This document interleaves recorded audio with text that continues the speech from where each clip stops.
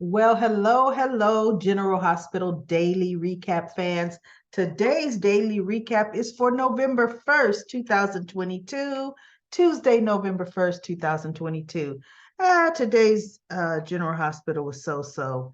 This won't be a long recap because it's not that much to tell. We have, let's see, Carly, she sees uh, she and Sam are at the little Halloween bazaar that's going on. Um, I guess she thought she would run into her girls there, or just her and Sam were going there because look, neither one of them had kids. But she looks with them, but she looks across the crowd and she sees Nina and Sunny with Avery and Donna, going to a little candy cart. Apparently, the Metro Court is sponsoring the little Halloween uh, festival this year. But anyway, she sees red, and the girls see her. So it's Mama Carly, and oh, they're so happy, and oh, they missed her, and she missed them, and Nina just looks. And she kind of looks at Nina and looks down, but oh, she misses the kids. And um, she was saying, yeah, she's going to arrange with Sunny so that they could have a sleepover. She goes, hey, can Nina come? We had a great pajama party. And Carly kind of grits her teeth a bit, but she's still smiling at the girls with gritting her teeth, looking up.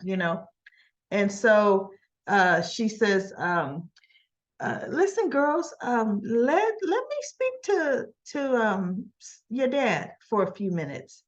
And so they said, okay. So Sam says, hey, let's go loot some of that candy. And they're like, well, what is loot? So she's like, oh my goodness, what did I say, right?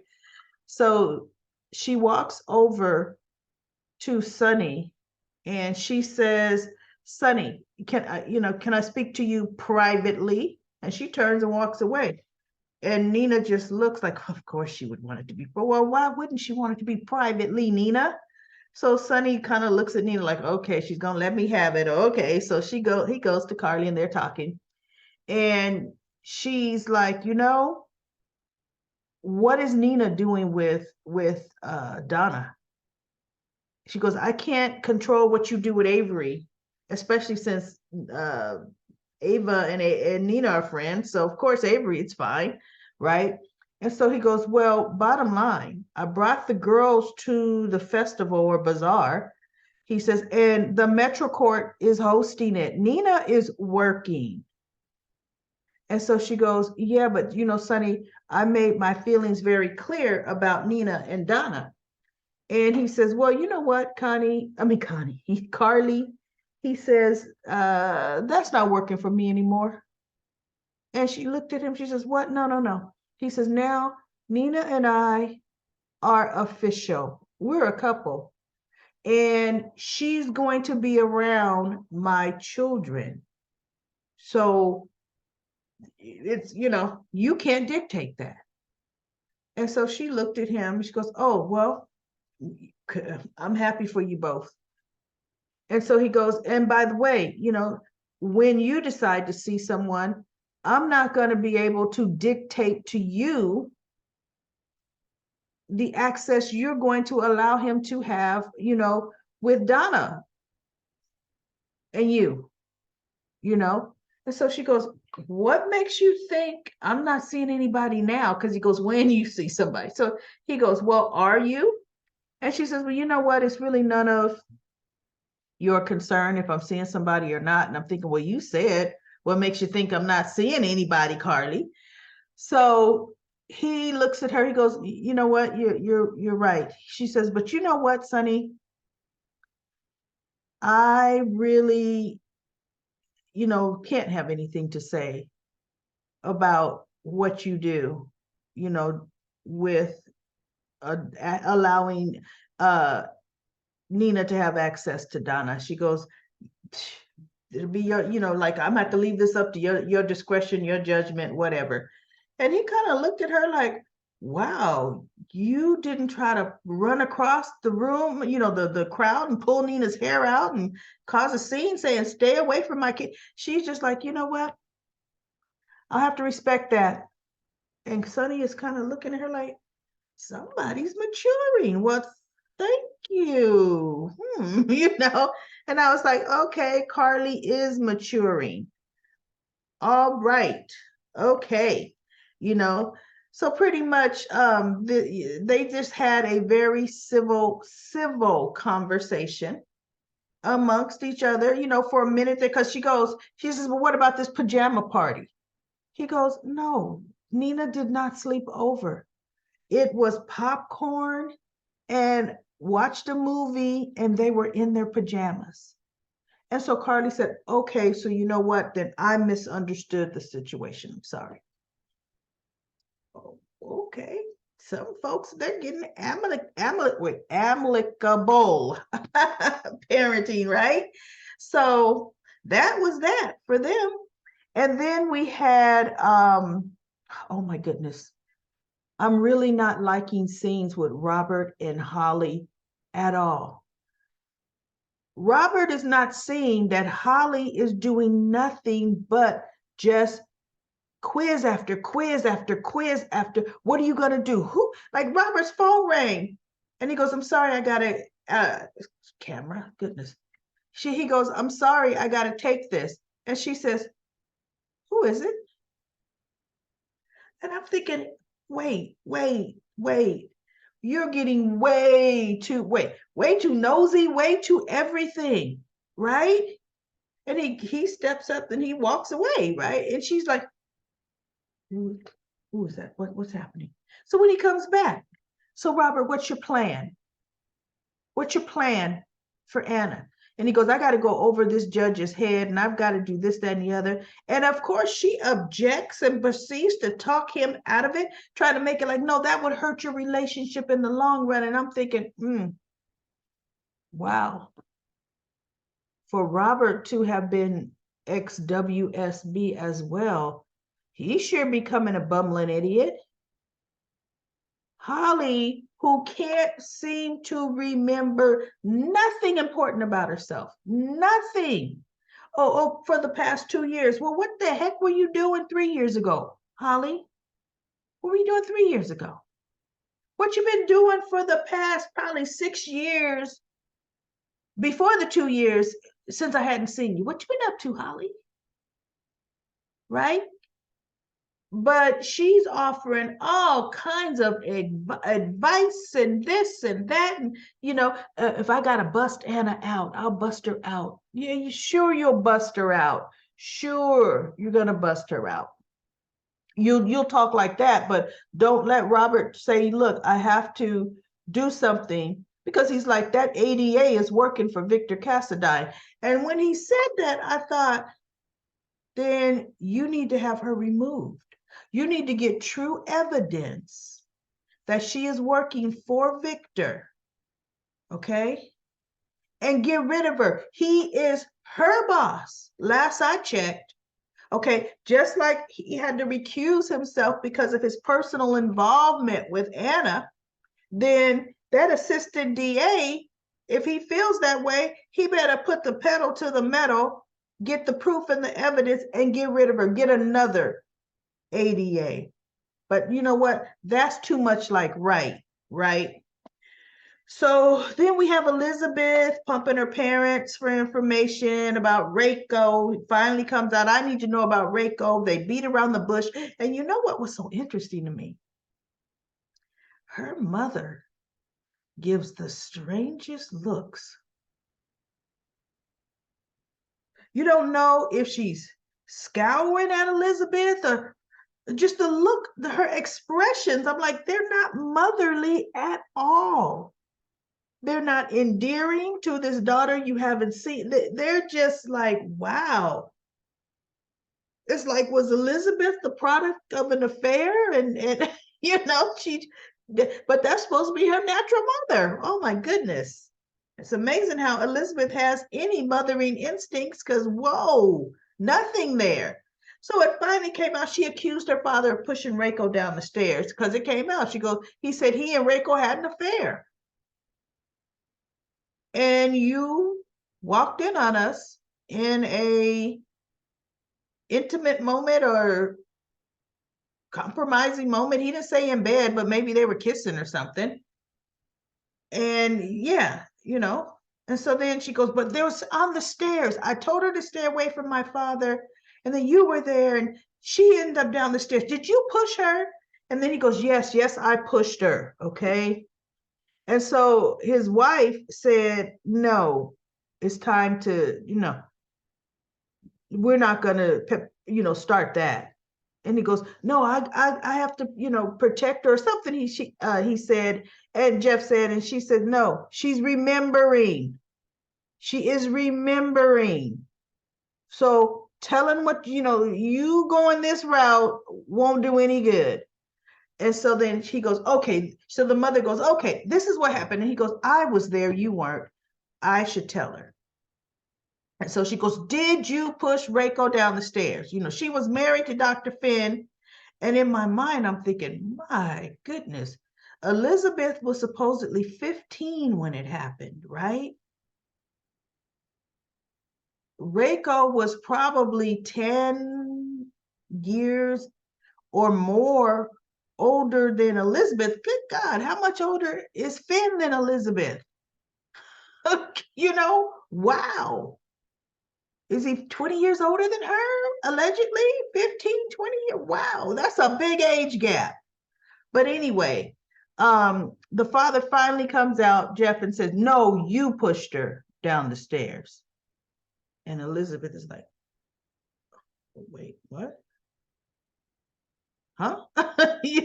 And that's where they left it. They left it telling that she was the one that pushed Reiko down the stairs. Well, we have to know Reiko did not die there because Finn, according to him, says she died. He couldn't save her. She got this disease. He tried to find a cure and he watched her die. I mean, he told this story over and over again, how he had to watch his wife die. So I don't know. We'll see what happens with that, how they kind of try to rewrite soap opera history like they always do, right? So now we have the good stuff. Laura tells Valentine, he goes, Laura, what are you doing here? She goes, your girlfriend sent me. Anna got word to Laura and told her what was happening. And she felt you were in danger with Charlotte, right? So I took the first plane here. And so she's like, okay, let's go. So they go to leave, but then another bodyguard pops up. But he's pretending to want to come to pray. And he goes, wait, I have never seen you before. So then she just starts talking more religious talk to him, and telling him maybe he'll want to, take his prayer outside because it's a beautiful day. And he goes, sister, I think I will, because she talked a good game, a real good nun game, right? But as he's really scanning the church looking for the other bodyguard, he sees him knocked down, knocked out at the first, because he heard him mumbling, groaning a bit, like, ooh. So he goes to check and he goes, what's he doing down here? And she goes, oh, we found him laying down there on the ground. He must have had too much of the communion wine. And they're at the back of the church getting ready to leave, right? And he pulls a gun, stop. It's vodka he likes. So he's having them, he's now and come in and blah, blah. I guess he's going to detain them or whatever he's going to do. But then the church bells start to ring and he turns to look. And when he does, how Valentine got this frying pan. I mean, they're in a church. The pews are there. There's no plates. There's no cups. There's no cookware. There's no forks or knives. But all of a sudden, he ends up with it in his hand, knocks the guy out at the back of the head. And Valentine says, oh, thank God. Somehow those church bells are ringing 10 minutes early. And Laura's like, let's get out of here. So they turn and they go to the back of leaving out the back door there, or really it's the front door of the church. They're leaving out of the door, and who rushes in but Kevin Collins? Kevin shows up. Apparently, Laura did not come alone, which is her MO. So she had to have called Kevin and said, meet me at some airport, and they got to where Charlotte was, or meet me here. But anyway, she brought reinforcements, and he's got his little father garb on. They both faking it, right? And he said he was supposed to sit in the car and wait for Laura. He goes, but it was taking a little too long. So I felt like something wasn't right. And I felt ringing those bells would cause a diversion or sound some kind of alarm for you. And so she goes, no, you did right. Thank you. We needed that distraction. So now they're getting ready to now go out more that side door. And Valentine stops him and he goes, you know what, Kevin and Laura, thank you so much. Because Valentine is realizing he never would have been able to get out of there with Charlotte ever. So now they're like, okay, let's go find Charlotte, because we don't know how many, other guards Victor has here, so they're heading out the side door to go and find Charlotte. Hopefully, like I said, they find Charlotte. They say, look, Valentine, you take her this way, you go this route to keep her safe, and Kevin and I'll go that route and watch. Look, Valentine's going to get kidnapped with Charlotte trying to go the alternate route. Something's going to happen, but at least hopefully they get out of there. So that's what happened today on General Hospital. So episode, nothing, nothing really, really good.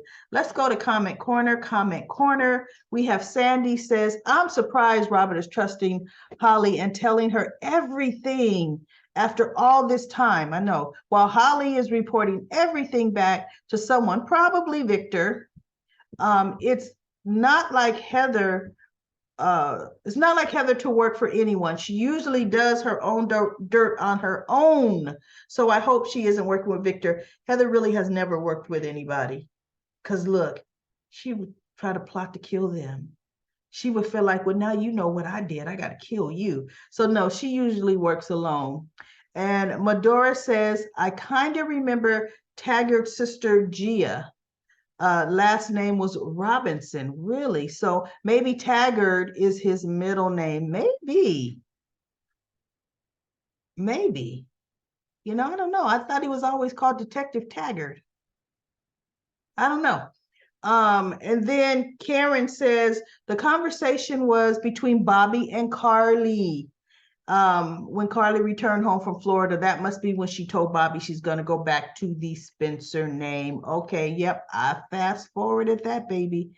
Anna Rihanna says, looking forward to seeing the exchange between Valentine and Charlotte. It was really nice. I really like seeing them together.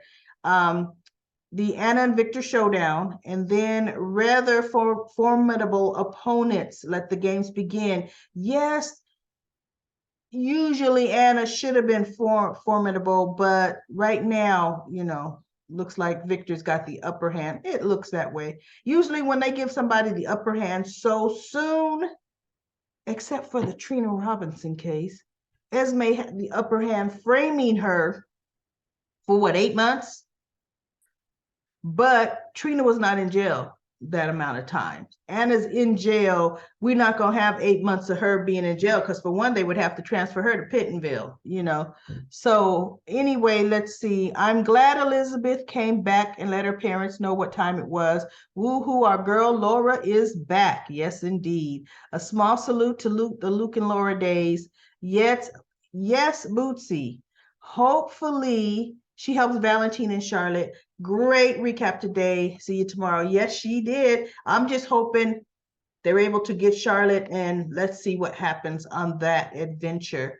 And then Ron says Victor might have a good deck of cards, but Sonny has an ace up his sleeve that Victor won't be prepared for. I know. I think Sonny's a wild card. I really do. And I'm liking it. Let's be wild, Sonny.